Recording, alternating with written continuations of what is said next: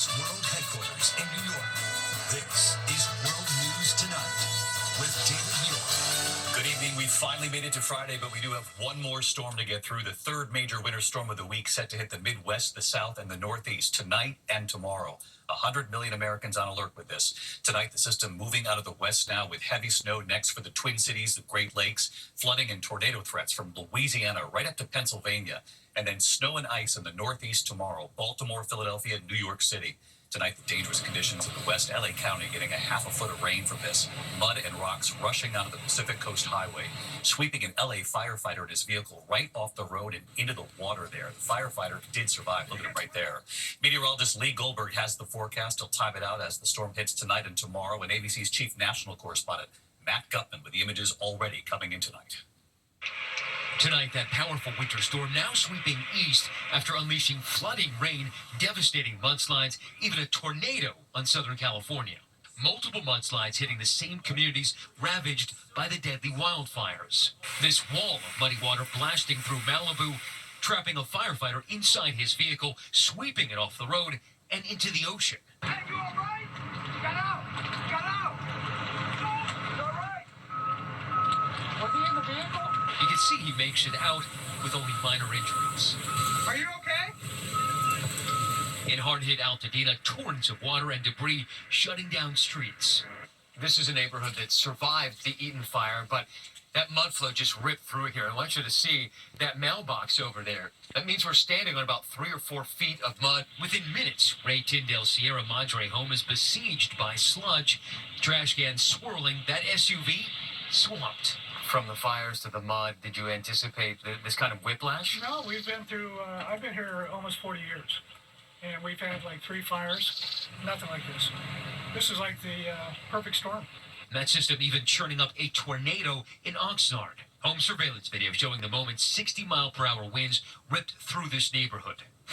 This storm now barreling east, about to hit some of the same areas that had just seen 2 storms already. Snow and ice expected from Chicago to Philadelphia to New York City this weekend.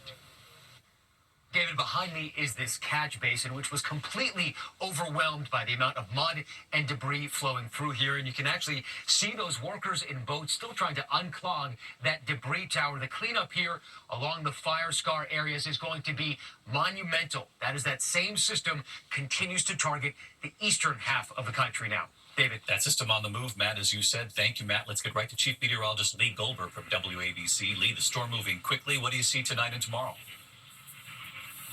Weekend plans interrupted for sure, David. The storm is taking shape over the middle of the country right now. We have winter weather alerts from the Midwest to the Northeast. Flood watches Pittsburgh to Little Rock, but it's not just flooding rain. It's a severe threat and enhanced risk for strong tornadoes, Louisiana to Alabama. That includes Jackson and Memphis. Let's time it. We'll have some light snows tonight. Twin Cities, Chicago to Detroit might have 1 to 3 inches across parts of Chicago. That snow will then move into the Northeast. By tomorrow, it's heavy rain from the Ohio and Tennessee valleys, and snow is moving into New York City and Philly in the afternoon, Boston by nightfall. Now, by Sunday, we've got icing north of New York City into central New England. It's heavy snow in northern New England back to the eastern Great Lakes, heavy rain to the south. We could have upwards of a foot of snow locally in northern New England. North of New York City to Boston, about 2 to 6 inches. David, after that, frigid air coming in for next week. Back to you. All right, Lee Goldberg back with us tonight. Lee, thank you. In New York City tonight, breaking developments involving the mayor. And there's been anger over the Department of Justice ordering prosecutors to drop the case against Mayor Eric Adams. Tonight, at least 7 prosecutors have now quit instead of going along with the DOJ on this. One prosecutor who resigned, saying this move by the DOJ would only be carried out by a fool or a coward. Well, tonight, the news coming in moments ago, the DOJ has officially moved to dismiss the case against the mayor. Here's our chief investigative correspondent, Aaron Katursky. Tonight, growing calls for the mayor of New York to resign as the federal corruption case against him sparks a mutiny at the Justice Department. 7 prosecutors have now resigned, refusing an order to drop the charges against Eric Adams, one saying dismissing the case would only be carried out by a fool or a coward. The stunning protest starting with Danielle Sassoon, the U.S. attorney in Manhattan who accused the Justice Department and Adams of negotiating a quid pro quo, dumping the case in exchange for the mayor's help with President Trump's immigration crackdown. Today, Adams denied it. I didn't do anything wrong. Throughout the entire ordeal, I said one thing. My attorney will handle the legal part. I'm going to handle running the city. Adams appeared with Trump's border czar Tom Homan, clearing federal immigration agents to once again operate in the city's jail complex at Rikers Island. Homan leaning on the mayor to follow through. If he doesn't come through, I'll be back in New York City, and we won't be sitting on the couch. I'll be in his office, up his butt, saying, where the hell is the agreement we came to? The Democratic mayor campaigned for a reprieve, flying to Florida to meet with Trump, attending his inauguration, telling deputies not to criticize Trump. Whether Adams was guilty was beside the point. The Justice Department said it decided the case should be dismissed without assessing the strength of the evidence. Instead, officials said they wanted Adams focused on accomplishing the immigration objectives established by President Trump. That U.S. attorney appointed by the Trump administration, a conservative who clerked for the late Supreme Court Justice Antonin Scalia, warned the DOJ was setting a breathtaking and dangerous precedent. And just as we came on the air tonight, David, the Justice Department did file its motion to dismiss the Adams case, calling it necessary and appropriate. A federal judge will still need to sign off. David? Aaron Kaczynski with us tonight. Aaron, thank you. We turn in the meantime to the massive layoffs playing out today of government workers, thousands of them at multiple federal agencies, including the Department of Education, the CDC, and Veterans Affairs. And tonight, ABC News learning that hundreds were laid off at the National Nuclear Security Administration, the agency that maintains America's nuclear stockpile, before they were called back. Here's Mary Bruce. Tonight across the country, tens of thousands of federal workers, from the Department of Education to Health and Human Services, from Veterans Affairs to the Department of Energy, suddenly told they are out of a job. Last night I got an email around 9 p.m. Saying that my position was terminated. In Greensboro, Georgia, Carly Arata worked at the Department of Agriculture. I saw the subject of it and I kind of screamed. I didn't think it was real at first, so I reread it like 3 times and then kind of started crying because, I was relying on this job. My husband and I just purchased this house in December, and now we're not really sure what we're going to do. In a meeting at the Office of Personnel Management, some employees were told to, quote, gather your personal belongings and exit the premises. ABC News obtaining this audio. You will receive your termination notice via email shortly, and it will include the reasons for termination. As a result, your employment with the Office of Personnel Management will end today. The layoffs across at least a dozen departments and agencies, all part of an effort to cut government costs. Spearheaded by Elon Musk, who told an international conference that whole agencies would have to go. We do need to delete entire agencies as opposed to leave part of them behind. The administration first targeting the roughly 200,000 federal employees who have been on the job less than a year. At the Department of Energy, at least 2,000 workers let go, more than 1,000 people fired from Veterans Affairs, and another 1,000 from the CDC. Among them, half of the agency's so-called disease detectives, doctors and scientists who fan out across the country and the world to respond to outbreaks. But this process has been far from smooth. Sources tell ABC News yesterday roughly 300 employees at the National Nuclear Security Administration, the agency that maintains America's nuclear stockpile, were fired. But today, multiple sources tell us those firings were put on hold.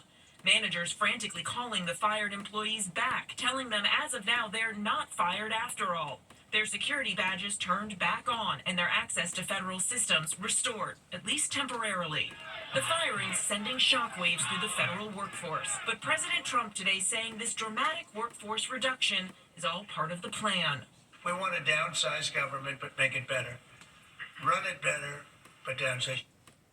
And David, this is only the beginning. All day long, we've been learning of more and more cuts at these agencies. Tonight, word that Homeland Security is cutting over 400 employees, including 200 from FEMA. And workers we've talked to say it just feels so haphazard. No 2 weeks notice, no guidance on benefits, just told to pick up and leave. David? Mary Bruce at the White House tonight. Mary, thank you. We have new reporting tonight involving the plane crash into the Potomac, the collision with the Black Hawk helicopter. Tonight, what we've now learned about what might have been playing out inside the cockpit of that Black Hawk that night. Here's Trevor Ault. Tonight, eye-opening new details of what may have led to January's deadly crash between an American Airlines plane and a Black Hawk helicopter. The NTSB investigation revealing that helicopter was too high, 278 feet at the time of the collision, when the allowed altitude near the airport is just 200 feet. But the NTSB also says it's possible the cockpit computers may have given them bad data about how high they were flying, pointing to comments minutes before the crash. The pilot flying indicated they were at 300 feet. The instructor pilot indicated they were at 400 feet.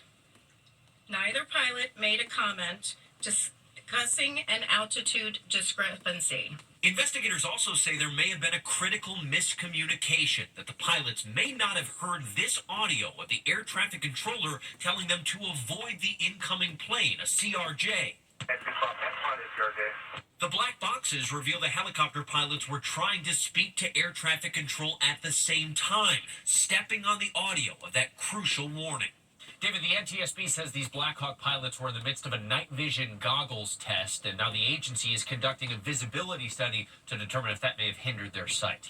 David? Trevor Ault with us tonight as well. Trevor, thank you. Next tonight, Vice President J.D. Vance's overseas speech to European allies at a security conference. It's making global headlines tonight. The Vice President telling them the biggest threat to America's allies isn't Russia, that it's from within. Here's Jonathan Carl. Today in Munich, Vice President Vance stunned America's European allies, suggesting they, not Russia or China, represent the biggest threat to stability in the region. The threat that I worry the most about vis-a-vis Europe is not Russia, it's not China, it's not any other external actor. And what I worry about is the threat from within, the retreat of Europe from some of its most fundamental values. Vance accused European governments of pushing aside and censoring nationalist right-wing groups. Afterwards, he met with one of those groups, the hard-right populist Alternatives for Germany Party. One of its leaders has echoed slogans used by the Nazis. It's a group Elon Musk is supporting in advance of German elections later this month. In his speech, Vance made no mention of Russia's invasion of Ukraine, but later he did meet with Ukrainian President Zelensky. We want the war to come to a close. We want the killing to stop, but we want to achieve a durable, lasting peace, not the kind of peace that's going to have Eastern Europe in conflict just a couple years down the road. For his part, Zelensky made it clear Ukraine is counting on the United States. We want peace very much, but we need real security guarantees, and we will continue our meetings and our work. It's unclear where the effort to get a Russia-Ukraine peace deal goes next. Today, President Zelensky said he will only meet with Vladimir Putin, quote, when Ukraine is in a strong position and has clear and definite security guarantees. Jonathan Carl with us tonight. John, thank you. Now to Pope Francis, who is now in the hospital tonight with his condition worsening this week. ABC's chief international correspondent, James Longman, live from the Vatican tonight. And James, what do we know about the 88-year-old Pope, how he's doing tonight? Yeah, David, Pope Francis has been battling this infection actually for more than a week, and he's tried to work his way through it right up until this morning. But no, doctors say his condition has worsened, so he has needed to be hospitalized. We understand his condition is fair. He's described as having mild fever. And now, on 2 occasions this week, he did actually have to stop for breath at public events, and so that caused some concern. Remember, he did have to have part of his lung removed when he was younger. He is 88 years old, and so every precaution is being made, but it does mean that his participation in celebratory events this weekend to mark the church's Jubilee year, they have been cancelled until at least Monday. David? A lot of prayers for the Pope tonight around the world, and the beautiful view of the Vatican there behind you, James. Thank you. When we come back here tonight, the new to the index of other news, new numbers from the CDC on the flu tonight. 32 states now reporting very high in red there, or high levels of flu. Nearly 30 million cases, the highest level of flu in 15 years. Tonight, Texas reporting one of its worst measles outbreaks in nearly 3 decades. At least 48 children and adults infected in the western part of the state, doubling since just Tuesday. Authorities tonight saying most unvaccinated or vaccination status unknown. The Super Bowl celebration in Philly on this Valentine's. More than 1 million fans at the Eagles parade today. Wide receiver A.J. Brown with a Lombardi trophy there. General manager Howie Roseman accidentally hit in the head with a beer can. A cut to his forehead there, proudly joking, though, quote, I bleed for this city. When we come back here